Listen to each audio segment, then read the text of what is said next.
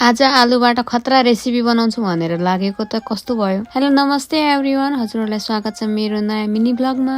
आज म बनाउँदैछु आलुको पकौडा अर्कै स्टाइलमा। आलुलाई अलिअलि छिलेर यसलाई बिरालीमा ताछे, यसमा प्याज पनि एड गरे र यो आलु छिल्दा बचेको सानो टुक्रालाई मैले अर्को थालमा राखे। यो बचेको आलुलाई पनि म युज गर्छु एकछिनपछि।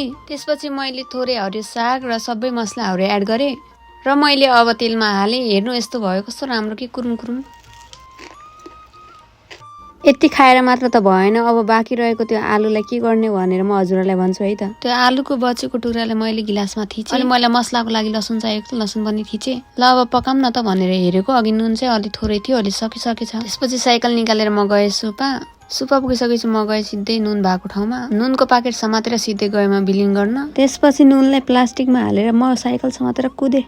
रुम पुगिसकेपछि मैले हतार गरेर प्याज टमाटर सबै गरेर भुटेँ अनि आलु पनि हालेँ। त्यसपछि मैले एकछिन पाक्नलाई छोडेँ। अघि मैले भिडियोको सुरुमा क्लिप हालेको थिएँ नि त आलु उसिनेको। आलुलाई मैदामा डाइरेक्ट मैले मुछेँ। मलाई चाहिँ यसरी पकाउँदा एकदमै सजिलो लाग्छ, त्यही भएर। अघि चाहिँ कति सानो भयो थियो, अहिले चाहिँ कति ठुलो राम्रो भयो। अनि हेर्नुहोस् न मैले बनाएको तरकारी र परोठा। हजुरहरूलाई भिडियो मन परेमा लाइक गरिदिनु होला। बाई।